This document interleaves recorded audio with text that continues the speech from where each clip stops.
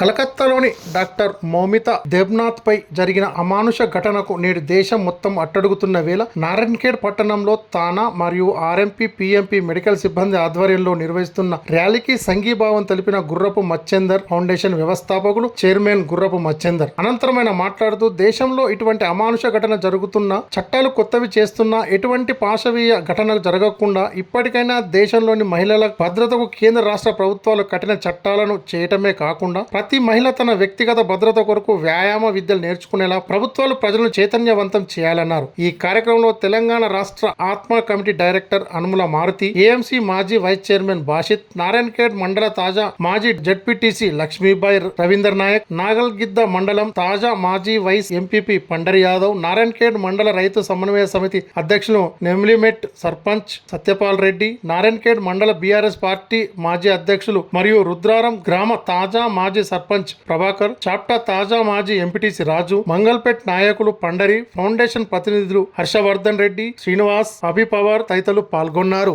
జరిగిన ఇలాంటి ఘటన నేను ఖండిస్తున్నాను. ఈ డాక్టర్లకు సంఘీభావంగా నేను మద్దతు తెలపడానికి ఇక్కడికి విచ్చేయడం జరిగినది. ప్రాణాలు రక్షించే డాక్టర్లకు కూడా రక్షణ లేకుండా పోతుంది మన భారతదేశంలో. గవర్నమెంట్ ఇలాంటి మళ్ళీ పునరావృతం కాకుండా కఠిన చర్యలు తీసుకోవాలని నేను కోరుకుంటున్నాను.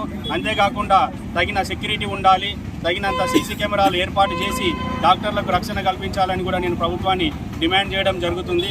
అలాగే ఇలాంటి చేసిన నిందితుడిని త్వరలోనే ఉరి తీయాలి అని నేను ప్రభుత్వాన్ని డిమాండ్ చేస్తున్నాను.